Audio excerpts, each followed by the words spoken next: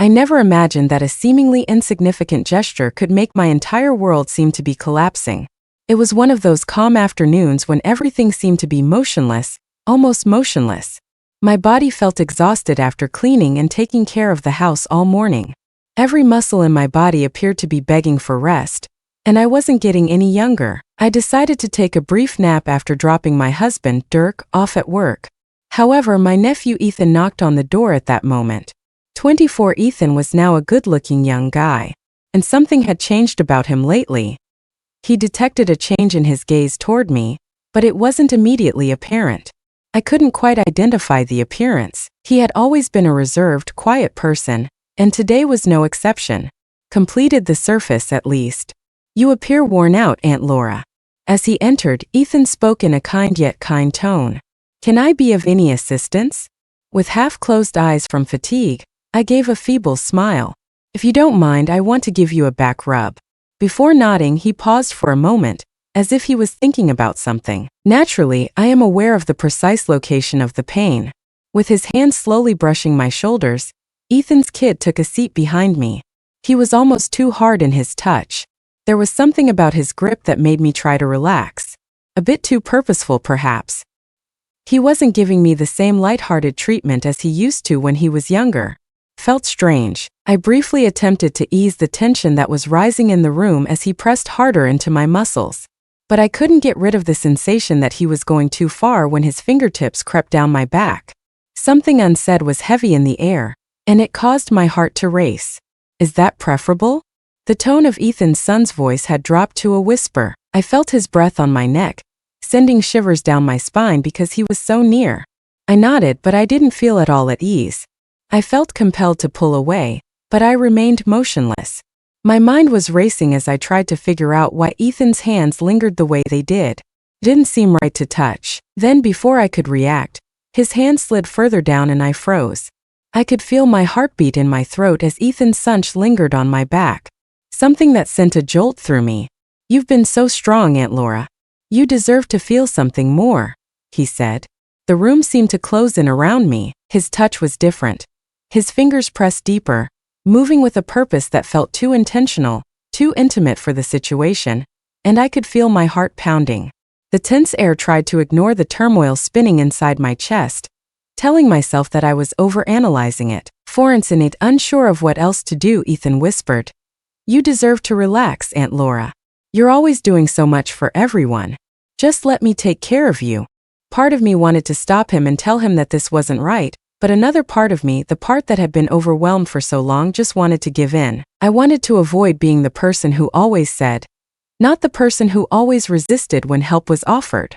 For a second I believed him, but then something changed. His hands moved lower and further down, brushing against tense spots on my back, and I tried to force myself to breathe as my skin crawled under his touch. Ethan's son's voice was now hardly a whisper, and I could feel him leaning closer, his breath warm against the back of my neck. I froze, unable to think clearly, or was he testing the boundaries? "Aunt Laura, are you okay?"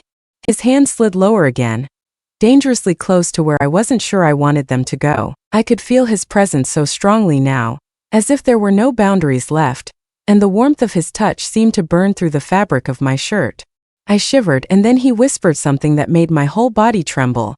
"I've always noticed you, Aunt Laura." His words reverberated in my ears, and I was unable to process them quickly enough. "You've always been so beautiful."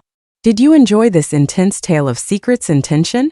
Don't miss out on more thrilling infidelity stories. Like, share, and subscribe for more captivating narratives that will leave you questioning everything. I turned my head just enough to get a glimpse of his face, but Ethan's hands were still firmly planted on my back, holding me in place.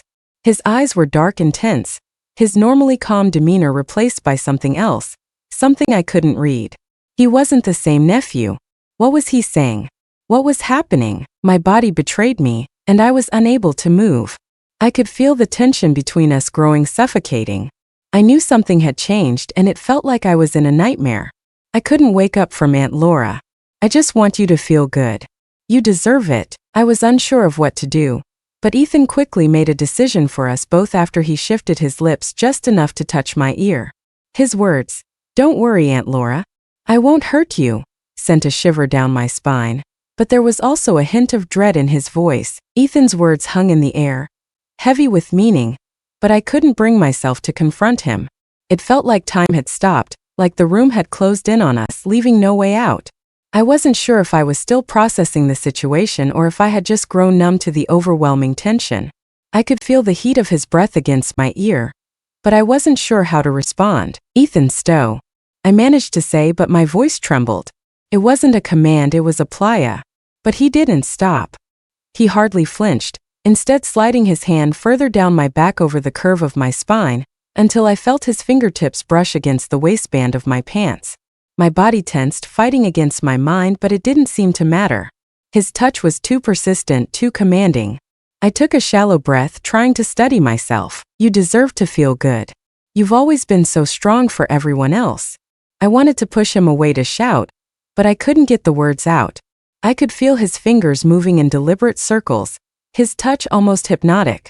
Ethan whispered again, his voice low and full of something unfamiliar. "Don't you want to feel good about yourself?" I wanted to scream and push him away, but my body froze. I felt like I was stuck in my own skin, unable to escape his emotional and physical hold on me.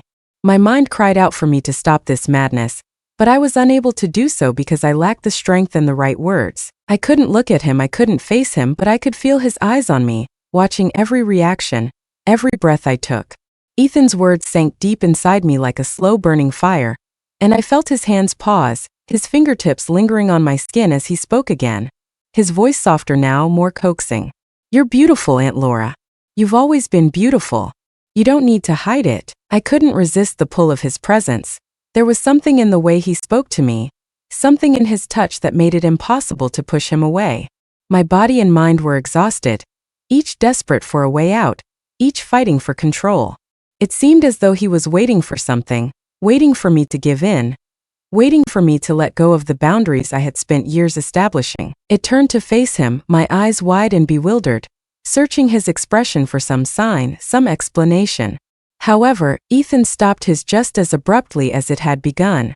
Hands sped away, and the tension in the room seemed to snap like a rubber band. For a moment I was unable to breathe, my chest tight, my thoughts disorganized. "You okay? And Laura?"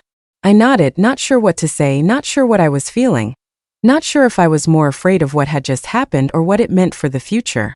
Ethan's son smiled, his face relaxed as if nothing had happened, but there was nothing about his cool, collected expression that made it even more unnerving. I sat there, frozen in my thoughts, trying to piece together the pieces of what had just happened, but I knew one thing for sure. Ethan's abrupt change in demeanor, his calmness, the way he acted as if nothing had changed, left me reeling. This moment, this feeling would haunt me for a long time. My heart pounded, but I lacked the strength to speak. Ethan's son got up, stretching his arms as though he had just given me a standard back rub. I should have told him to go and never return, but I couldn't. A weird feeling of guilt tore at me, as if I'd let something happen without stopping it, and now I could make sense of it. "Aunt Loris," Ethan asked in a tone as sincere as if nothing had happened, "are you sure you're okay?" He was playing with me and it made my stomach turn. His expression was casual, almost indifferent. This was just another day. I stared at him, my chest tightening with every breath. He tasted bitter, but I forced a smile, even though I felt like I was suffocating under the weight of what had just happened. I wanted to scream at him, tell him everything I had felt, the discomfort, the confusion, the disgust, but the words got stuck in my throat. "Yeah, I'm fine." I had to leave that room, but Ethan wasn't finished. I could see it in his eyes, that same predatory glint that had been there before. His presence was nearly unbearable, so I got up and tried to act as if I hadn't just been shaken to my core. But as I crossed to the door, Ethan blocked my path. I tried to get past him, but his hand shot out, gently grabbing my wrist, a light contact that sent a shock through me. His voice was low, almost coaxing, "On Laura." But there was something darker underneath. "You know, you don't have to pretend everything's okay. You can talk to me. I'm here for you," he continued, his thumb lightly stroking my skin, and I felt paralyzed, trapped in this suffocating moment, my heart thumping as I looked down at his hand, afraid to meet his eyes, wanting to tell him to let go, to get away from me, but my body refused to cooperate. "Doesn't have to be so difficult." I wanted to back away and push away, but his grip tightened just enough to make me feel it, just enough to make me question myself. I could feel my skin flush. My body was betraying me in ways I couldn't comprehend. Ethan, I know you've been stressed, Laura. I can help. We can make you feel better together. Finally, he released me, but the distance between us felt smaller than ever. I could feel the tension in the air, thick and suffocating, as if everything was steering on the edge of something I didn't want to acknowledge. I whispered, my voice shaky, "Please let go for a moment." He simply stood there, his eyes fixed on Mike. I forced myself to walk past him, my heart still pounding, but as I got to the door, I heard him say one last time, "You can't run away from this. You'll come back, Tom. I know you will." His smile was almost too serene to reassure. "Don't worry, Aunt Laura," he said softly. "I'm just here to help. I always will be." Ethan's words, "You'll come back to me," kept repeating in my head like a broken record, but I couldn't shake them. What did he mean by that? What was he trying to tell me? I knew I had to leave. The door slammed behind me, but his words echoed in my mind like an echo, a promise I wasn't sure I could escape. I tried to tell myself it was nothing, that perhaps it was a strange misunderstanding, a moment of weakness, but deep down I knew better. The following morning I woke up early, unable to sleep, haunted by the way Ethan had touched me, the way his hurt had made my skin crawl, yet at the same time left me feeling oddly exposed. Despite my best efforts to push the thoughts away, they clung to me like a second skin as I made my way to the kitchen. I nearly hoped Ethan's son would avoid me, but when I saw him sitting at the breakfast table, his eyes met mine with a disconcerting calmness, as if Heck knew everything and was waiting for him to accept it. Aunt Laura, Ethan's song, greeted me in the morning with a smile that stopped short of his eyes. I couldn't bring myself to answer, so I just nodded and pretended nothing had happened. Even though my hands were shaking, I could feel his eyes on me, and it made everything feel too tight and real. His tone was informal, almost as though he were trying to downplay the events that had occurred. "You seemed a little weird last night," he observed. "Is everything okay?" I was unsure of how to respond. How could I refuse? "Everything is fine. I can never look at you the same way again because you went too far." I simply couldn't find the right words. I forced the words out. "I'm fine." I tried to portray strength as I turned to face him and met his stare. "I'm simply worn out." Ethan's son took a while to reply. All he did was stare at me as if examining me. His face was unreadable. Then he grinned, the same eerie smile as if nothing had changed. He said, his voice was mouth, "You don't have to be so serious all the time. Aunt Laura, all I want is for you to feel well. Don't you deserve that?" His tone had a sickly sweetness to it. It seemed as if he was attempting to make the manipulation seem more humane. However, I was more aware of perplexity. My gut was telling me to run, and I felt a chill go down my spine. "Ethan, I'm all right," I spoke again, more firmly. I didn't want to show him how impacted this time. I was so taken aback by his presence that I began to doubt everything. Needing distance, I picked up my coffee mug and headed for the living room. However, I was not so readily let go by Ethan's son. His gaze were piercing, yet his posture was casual as he followed me, standing in the doorway. "Aunt Laura, you can't run from this." His voice was very low, hardly audible. "I'm aware that you had an emotion last night, and that you're craving more." His words struck me with such force that I froze. My heartbeat accelerated. I looked about for a solution. There was no way to refute what he was proposing. His remarks tainted the air between us as they hung there. I tremble as I say, "I don't want to hear this. You must go no matter how hard I try." For a brief minute, Ethan's son's eyes clouded, but then he laughed softly, as if he was relishing every bit of my suffering. "Allora, you can't get out of this.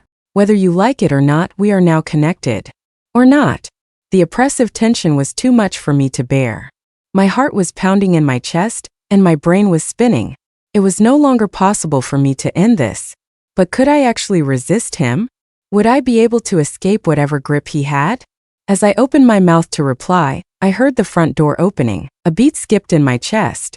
Greg, my husband, was coming in from his job. I felt an immediate wave of relief, although it was tinged with terror. But what if he had sensed our tension? What if he had discovered it beforehand? "Hey guys," Greg replied, glancing between us as her worried eyes flickered. "Everything okay here?" I asked, hardly able to smile. "Yes, everything is all right. I tried to sound natural as I spoke, but Greg could tell I was lying. He moved in closer, focusing on Ethan rather than me. Are you both certain that you look a bit too frequently? The first to answer was Son. He opens his innocent mask and smooths his face with his speech. It's all right. Uncle Greg and Aunt Laura are just conversing. She was a little anxious but not very much. Greg nodded, but his eyes were filled with uncertainty. He seemed to sense that something wasn't quite right. I also experienced a sense of being ensnared from all sides for the first time. Over the next few days, I was unable to break free from Ethan's son's tight hold on me. Everything seemed to be a blur that morning. The sensation of Ethan's eyes following me persisted. I can still hear what he said. Whether you like it or not, we are now connected. It was ASF. He had sown a seed in my brain, and it was now sprouting, turning everything into something sinister and unsettling. My skin crawled whenever I saw him, but I was unable to get away from him. He pretended that nothing was wrong and was everywhere. He would smile at me with that eerie composure, and all I could do was grin back stiffly and artificially. I began avoiding him by making up reasons to go out, working long hours, and acting as though I was not paying attention to the tangled web he was creating around me. But despite my best efforts to put some distance between us, I could still sense him waiting for me to lose it. Everything didn't fall apart until I got home late from a meeting one evening. Anticipating the customary quiet, I opened the entrance to the house. However, something was different this time. I sensed my guest's uneasiness right away because the lights were low and the television was humming softly. When I entered the living room, I saw Ethan lounging on a couch with a laid-back stance. However, when he spoke, his gaze was fixed on my aunt, who was icy and cunning. He said, "Laura, you're home late." With a tone that I couldn't quite identify. Ethan's son remained motionless as I froze, suddenly realizing how alone we were in the house where Greg had worked late that night. I should have felt relieved, I told myself, but instead the air felt heavy and oppressive. I had to finish some work, so I stammered and tried to speak steadily. My breath caught in my throat, my heart pounded, but I stood motionless, too scared to turn away. "What do you mean?" He smiled, but it wasn't a friendly smile. Rather, it was a smile that made my spine tingle. He simply stared at me with that same unsettling intensity. "You know you don't have to pretend, Aunt Laura. I know things have been hard between us. I know what you're really thinking," he continued in a low, almost playful voice, with a smile that left me feeling vulnerable and trapped like prey. "You've been avoiding me, haven't you? You're terrified. I'm scared of what we did. But you can't avoid it forever." He stopped, allowing the words to linger. "Afraid of what we might do again. I'm here, Aunt Laura, and I always will be." My mind raced, my breath quickened, and I knew I had to leave before it got any worse. However, as I stepped back, I saw Ethan standing in front of me, blocking my path, his body too close, and I could feel the heat radiating from him. I wanted to push him away, scream, and call for help, but I was unable to do so. My body froze. His words were like a spell wrapping around me, making me question everything. "Lie," he said softly, his voice suddenly tender, almost soothing. "You don't have to fight this. You don't have to keep pretending.